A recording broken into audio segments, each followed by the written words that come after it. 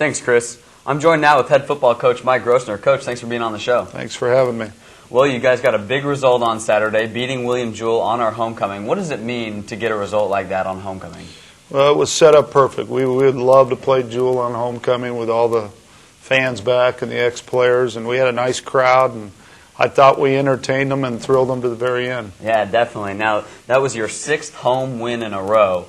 You guys really are proving to be just a force to be reckoned with when teams have to come in and play us. What do you attribute to that success? I think a lot of things. I think the new facility, the new turf, the kids are proud of that. We've established a goal of winning all our home games, and so far we're on track for that. The black uniforms might have something to do with it. You never know with 17 to 22-year-old kids what gets them going, but we've won every game that we've worn a piece of black in, and that's including our JV. Last night we went over to William Jewell and kind of finished the weekend off by beating them in the JV, so we're now undefeated and 4-0 at the JV level as well. Let's talk a little bit about the JV level. It seems like in every sport it doesn't get a lot of recognition. Let's talk about how important is it to have a good JV program to either put pressure on the varsity? What is the significance behind the JV? I think you get to establish a winning tradition at that level where they get used to winning together as a team, and then as they develop and become varsity players, they're used to that situation, and it's not a surprise when they get in a tough game. And I think there's great pride in playing football at the college level at a young age instead of sitting there in redshirting and waiting and maybe getting a little upset and quitting. Well, they're getting an opportunity to play football games and establish themselves as a college football player. So it's a nice situation. Yeah, get some good, valuable experience. We digress. Let's talk a little bit about the William Jewell game. Tough to get in the end zone, but the team played pretty well. Tell me a little bit about how you felt offensively. I thought we were moving the ball. We held the ball in the first half. We ran 43 plays to their 20. So we controlled the game. We didn't score in the first half but once. But we felt like we were in control going into halftime. And then in the third quarter, we've been a good third-quarter team. We put on 9 points and took a 12-0 lead. I was a little concerned we were less than 2 scores up, and it proved out that they made a nice comeback and took the lead in the end, and then we had to drive it down and kick a field goal to win it. But I felt like there was a couple turning points in the third quarter where if we had punched it in, especially when we got the turnover down to the 2-yard line, and first and goal at the 2, we need to score a touchdown, and we didn't. And that kept their momentum slightly in the game. You know, they felt like they still had a chance where if we had scored there, we would have knocked them out. Well, the score was 15-13. It was a pretty low-scoring affair. Let's talk about the defense. Tremendous first half, only allowed 36 yards of total offense. Tell me a little bit about how your defense played that game. I thought they played well. I thought our game plan going in was real well. We were prepared to play against Benny Palmer, their great quarterback, and he sat the first half, so that kind of helped us a little bit. I think that gave us great confidence as a team, and we went out and got the lead, and then Benny came in the second half and rallied them. But overall, our defense is still playing well together. Yeah, good. Let's talk about the dramatics. We won on a 62-yard field goal for you viewers that didn't get to see the game live. What was going through your mind when you were in that territory? Were you prepared to kick it the whole time, or? I've been asked that question, how far can he kick it, what's his range? Well, I didn't want to get into that situation, and I have said in the past, if we have to, we can kick a plus 60-yard field goal.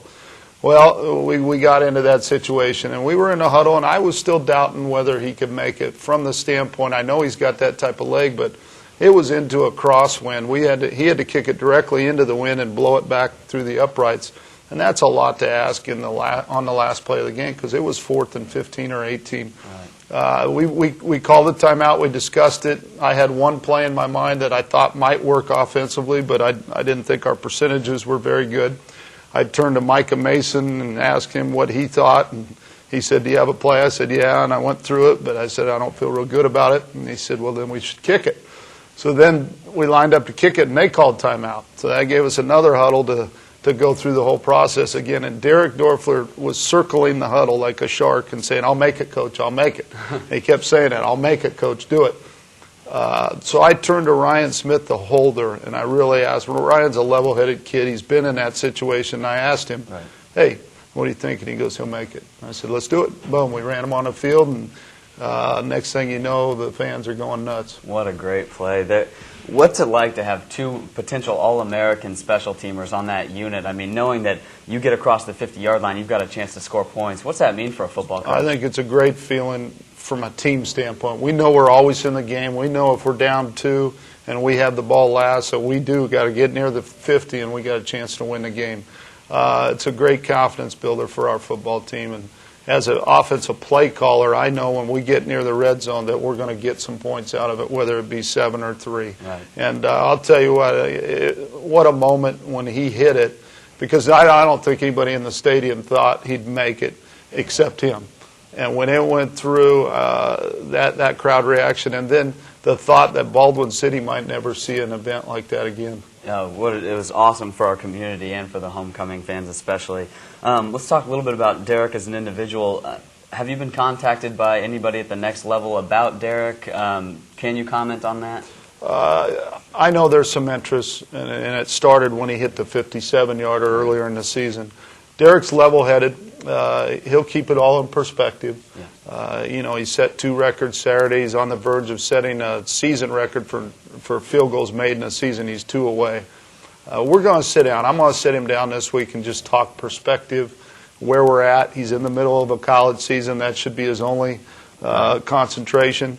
And then we will sit in the off season and deal with any type of agent that wants to get involved in all the above. There's certain guidelines that we follow in the NAIA, and I'm a big part of what's going to happen and who can talk to him and try to keep him thinking in the right direction, and we'll go on from there. But right now he's got to worry about the college level and keep getting better, and then good things will happen for him in the future. And he's still got a year to go, so Sure. That's great as a coach to hear as well. Let's move forward to Evangel next week. You guys are on the road, tough team, 24 in the nation. Tell me what the game plan is for next Saturday. I think it's going to be a little more wide open. I mean, we've been pretty close to the vest the last 2 weeks because we knew we were facing tough running teams. So we ran the ball and we kept it tight and hopefully had a chance to win at the end. I think this ball game, they've got a lot of offensive weapons that can score some points, and we're going to need to match it and be a little better offensively. Hopefully our defense can stand up to the challenge and keep playing well, and then when we get in the red zone, not rely on Derek's leg, but get some 6-pointers in there and kick some extra points. But I think it's going to be a great game. We're tied in the league. We're both tied for 3rd. I mean, if you look at it, we with 2 losses. The winner of this moves on. The loser's probably out of the playoff picture. Mm-hmm. So it's a big ball game. We're on the road. We got to break that jinx. We'll probably put a little black in our uniform somewhere just to get the mental edge. And I think our team will play well. Well, sounds good, Coach. Good luck next week. Coach Grossner, thanks for joining me on the show. And back to you in the studio, Chris. Thanks, Chris. After this weekend's Hall of Fame performance by the football team, now we'll go to an interview about the Hall of Fame induction for Baker University. This weekend, women's soccer coach Nate Hauser was inducted into the Baker Hall of Fame. His plaque, along with 5 others, will be featured in Collins Center very soon.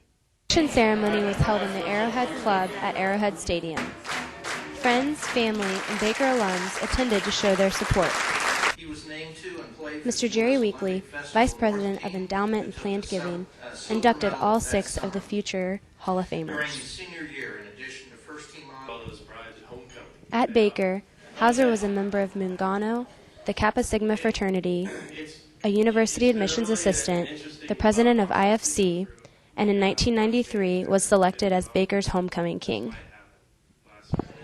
He was a 3-time All-HAC selection and the conference's Player of the Year 3 times.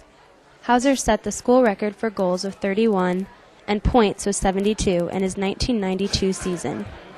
He ranked 2nd all-time at Baker with 169 points. In his professional career, Hauser spent 9 seasons with the Kansas City Comets and was a member of the All-Star team. He was named Player of the Year in 2002 and 2003. He finished up his professional career with the Baltimore Blast in 2004. Hauser played in 507 games professionally, including 41 playoff games. Hauser gave thanks to family, friends, teammates, coaches, fans, and a special recognition to his wife. My wife, Erica, who has really sacrificed everything, more or less, for me to do what I've done in school and after. She baked 2 really good-looking kids. She did awesome. She is, every night when I'm not around until 8:30 at night because I'm coaching, she's there waiting to talk and ask me how it goes. She's my best friend in the whole entire world. And I don't often tell her, and she doesn't hear it enough. But that is the truth. Hauser currently coaches women's soccer at Baker and also remains active in coaching a competitive youth soccer club. Kelsey Epperson, KNBU-TV. Thanks for tuning in to this week's edition of Wildcat Chat. I'm your host, Chris Campbell. We'll see you next week. I'm out like Trent Green.